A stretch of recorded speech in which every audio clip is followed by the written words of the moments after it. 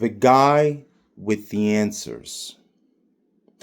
The guy with the answers has evolved over time, or devolved, depending on how you look at it. The original guy with the answers, he was somebody who was perceived as wise. And a lot of these guys, there's an aesthetic for these guys. So a lot of these guys, you'll notice they have free-flowing clothing. Like once you become wise, there doesn't seem to be much of a use for pants.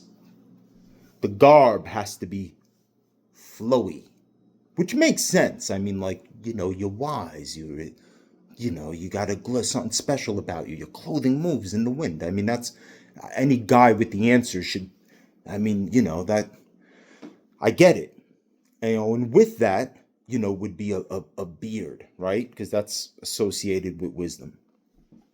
And that was the guy with the answers. And they had a kind of a Middle Eastern aesthetic, or like a Hindu-esque kind of aesthetic, and very calm temperament, and they give you the answer, and it was the main thing about them is that they transcended. They transcended materialism, they transcended money, and they would gain massive followings.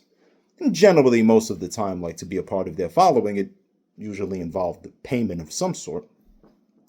Then as time went on, like the guy with the answers kind of changed. It moved from like this wisdom of the ages, I have outgrown materialism, to the wisdom of the now, heavy materialism.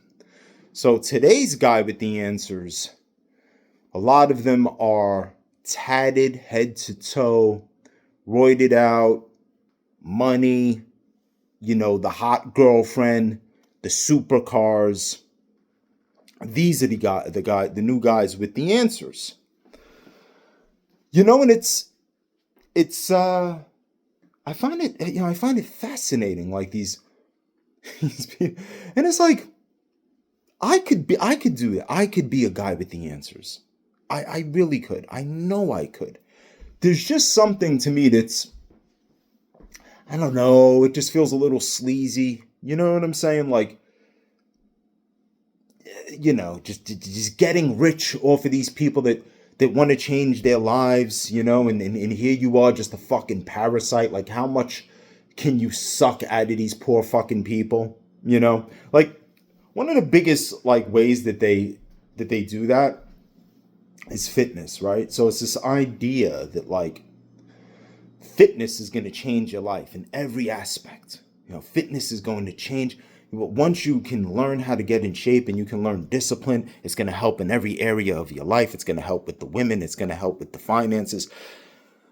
Now, to a small degree, like it's going to improve your life, but there's plenty of broke motherfuckers in the gym. Let me tell you, when I had my abs, man, I had my abs so nice at one fucking point. Like I had finally fucking achieved it. Like I had good abs.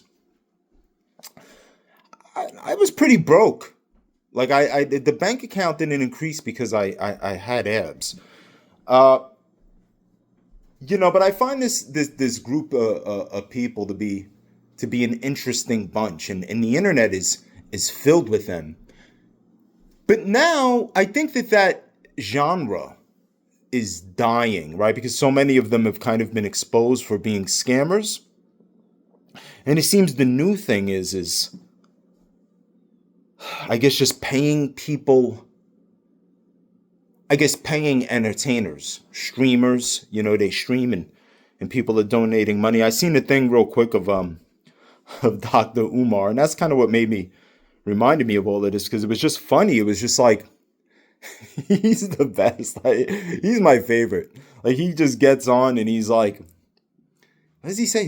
Peace and Pan-Africanism, peace and Pan-Africanism. And that's the thing too, right? So like, it's interesting the methods they use. So he'll get on there and it's like, you'll notice he says things like more than once. He'll say it like 4 times, like Peace and Pan-Africanism, peace and Pan-Africanism, peace and Pan-Africanism, peace and Pan-Africanism.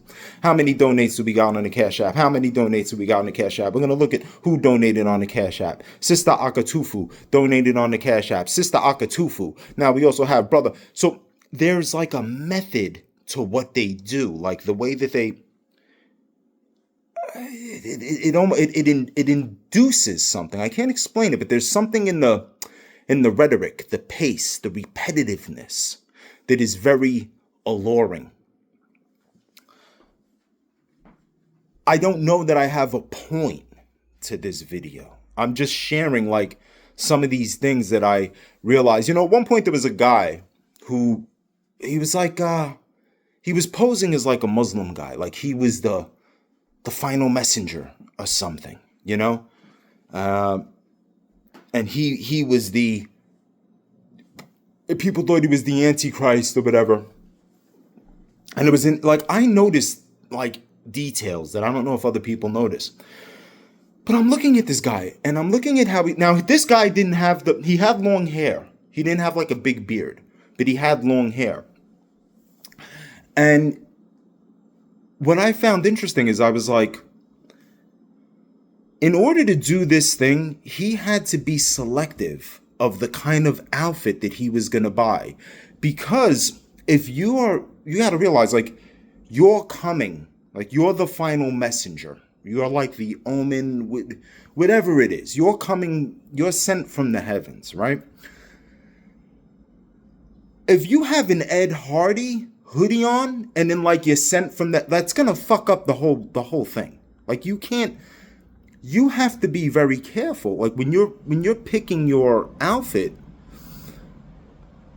you gotta kind of avoid logos, because a logo is just gonna make the person like it snaps back to reality. It's like, you can't be chill. Like, how could you be like the final messenger and you're in Macy's? Like, the two, they don't mix. So I noticed that like they make it a point to that his clothing had no logos, and like all of his followers, like they wore the same kind of garment. Like where it was just kind of like a blue thing and then like a black shirt, but nonetheless they had to buy this stuff somewhere, you know. But the logo would have fucked up the whole fucking thing would have went down the drain. You know, you can't be the final messenger from God and wear a name brand. Like it doesn't. That guy should have taken a page out of the traditional Guy with the Answers book. That guy should have been wearing the long flowing, you know, outfit that blows in the wind. I mean, you're a messenger, you know, like that's the appropriate outfit for that. You can't just come through with fucking Abercrombie and Fitch or like, you know. Beware of the Guys with the Answers. You know, I think it's a dying industry. You know, I really do. I think the fitness coach, the lifestyle coach, all of this shit, so many of these people have been exposed. I think it's a dying industry. And honestly, there's nothing in the world of fitness. Listen to me fucking closely and clearly. You do not have to pay for any information regarding how to get in shape and how to lose. Believe me when I tell you, there are hours. I don't even know. You could probably spend your whole life watching videos that are giving you endless information on how to build muscle from the best who have ever did it. Dorian Yates, Phil Heath, motherfucking exercise scientists, all sort. There is no shortage. If you're paying somebody that you're not meeting up with physically for fitness or life coaching, you're being scammed.